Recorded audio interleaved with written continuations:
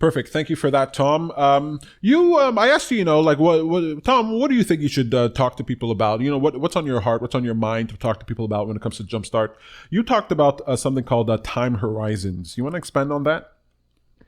Yeah. So this is something I learned from the financial markets, right? You want to you're betting on a company to buy a stock, or you're betting on something happen in the economy or whatever, and you place a bet. And like I have, you place a bet and you think, okay, this for sure is going to happen. But it happens, you make the bet because you think it's going to happen in 3 months, and it happens 3 years later, right? So it doesn't matter how good your bet was, right? If you bet on the 22 black on roulette and it ends up on 22 black when your token's not on the table, it doesn't matter. And so I'm getting this jolt inside of me that you really want to make a decision, any significant decision, actually almost any decision at all, with 3 time frames in mind: the immediate, the short term, the medium term, and the long term. And so we talk about this with children all the time, right? Sacrifice your playtime right now to do your homework, right? Because it'll help you get to a better, it'll help you not skip not repeat a grade. And in the future, it'll help you gain more knowledge, gain more skills, get a better job, and you'll have more money. So we understand that when we talk about children, how they need to make decisions all 3 terms. And you need to speak to them that way, because they could care less what happens when they're 35, right? They're 10. They don't care about that. Mm-hmm. They care about their playtime now. They care about the TV watching time now. But you have to house it in this 3 time frame paradigm. But it helps for adults to remember to do that. We get to a certain point where we think, we're so short-sighted. We think just a day or a few weeks, sometimes a few months ahead of us, and we really don't think that far ahead. But if you take a decision that you're about to make, let's say it's should I quit my job, right? You might decide, I want to quit my job to start something new. Well, that might satisfy your desires in the short term, right? It might give you satisfaction to do that in the short term. And might even be helpful in the medium term, right? If you're thinking, I'm not going to have the stress for my job, I'll have more mental acuity for what I'm doing, more attention, more energy for what I'm doing. But long term, might not actually be good, right? You might actually quit your job to do something for an industry that's failing, right? If you want to quit your job to start a physical magazine subscription, maybe don't do that, right? Because in 10, 15 years, that might not be around. It might be your passion, but maybe find someone with a way to channel. And so when you ask yourself, this decision that I'm making, is it good for multiple time frames? It's super helpful. I mean, I bring up cheating a lot because it happens in like 75% of relationships. So maybe address it a bit. And the only way you don't do that, or one of the only ways you don't do that, is you go, oh, this is stupid long term, right? Why am I thinking such short term? Like, long term, let me deal with my relationship. Let me fix this relationship. Let me see what's there for the relationship that I'm in, and make decisions accordingly. There's a way of being providing value, being truthful, and having a reputation that it naturally comes out when you think of 3 different time frames.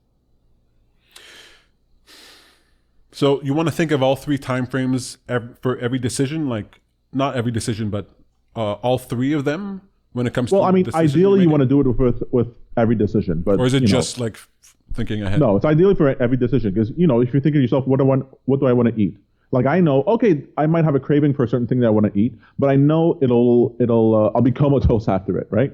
And so what I was planning to do later on that night, or maybe I'll be groggy the next morning, it's that workflow is interrupted, and then I gotta make up that time later on. So maybe I set aside time for when I'm gonna be groggy eating, so. When it comes for video games, right? I have a rule that goes, you never play any video game before you finish all your work for that day, because by the time I'm finished all my work for that day, I might have an hour, 2 hours of wakefulness left inside of me. I might devote some of that time in order to play my video game, and I know it won't take too much time.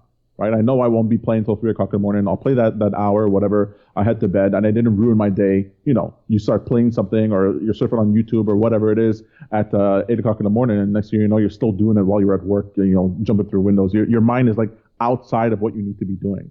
But you'll only stop yourself. Like, some people force themselves to follow a rule to stop themselves from doing things that they know they shouldn't be doing in the short term.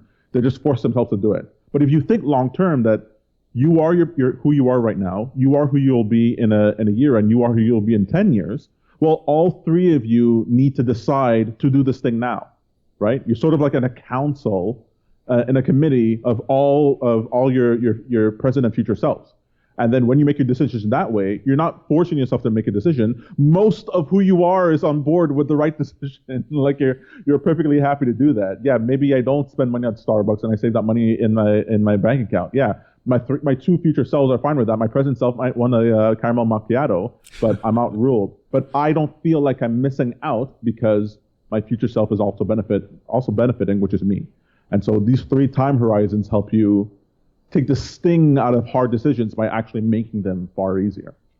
Yeah, that is true. That makes sense. It reminds me of, very easily of the workshop I used to give, the Future Self workshop, when the world was whole. Right.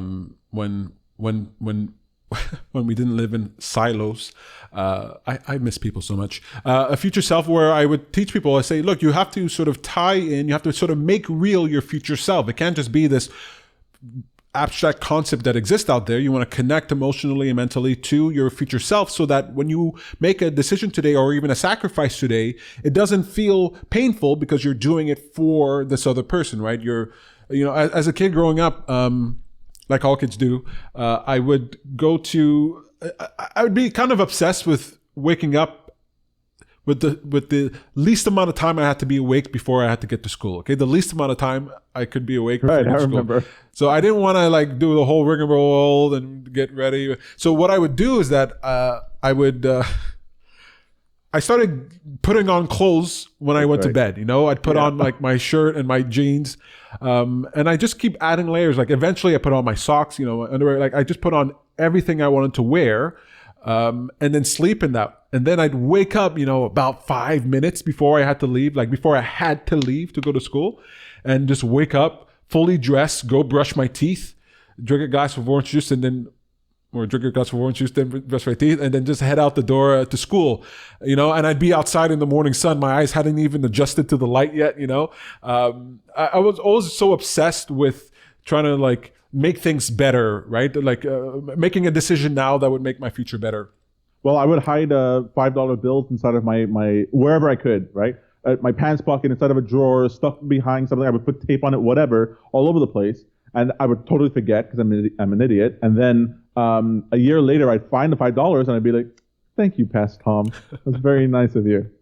Yeah, exactly. And I got into this mode of really liking this idea of doing something for my future self and even sacrificing, especially sacrificing today. And it didn't feel like a sacrifice. Like the burden didn't feel as hard because I knew that I'd be the beneficiary of the sacrifice. Like I'm sacrificing for me, and I could feel how good it would be to experience this other thing. I made it real in my mind. I made it real in my experience so that it's easier for me to deny myself today or to do action today or to go through some difficulty today so that my future self would benefit from it. So you were asking before, should you do that? Should you think this way for every decision or just significant ones? And I would say the more you do this for every decision, the easier it is to do it for the hard decision. But then you end up with a bunch of humor inside your life because there's a version of you in the future who thinks your silly decision that you're about to make now is so stupid. And you're laughing at yourself as you're even thinking about doing this, right? The other day, so my wife makes a bunch of cookies for the cookie jar. And, my impulse is eat all the cookies. Eat all the cookies right now. But then I sit there and I'm thinking of all my different selves, including my past self, by the way. I don't only think of my future self. I think about what me as a kid would think as well. Uh-huh. I'm eating the cookie and I'm just like, okay, why am I scarfing down this cookie? Just slow down. My future self was like, just slow down. Eat the cookie slowly over 20 minutes. You're going to enjoy it. I'm there laughing. Yeah, you're right. I put it down, My future self was like, I felt this feeling of, you don't remember the bite you did 3 seconds ago. Why are you don't even remember it. That's right. You don't even remember what it tastes like. And you know that when you're at the last bite, then you're going to savor it. Savor every bite. I was like, oh yeah, you're right. You're not only good for trading stocks, you're also good for eating cookies. I like this. It's a great perspective for business, for life choices. It's a great perspective for eating cookies, eating something that you enjoy. Yeah, savor it.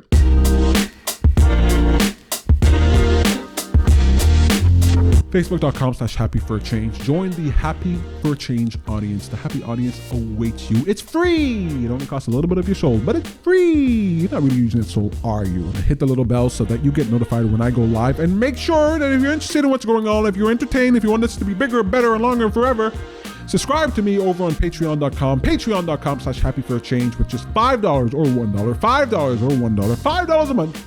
And you can help make this a permanent and glorious fixture to your life.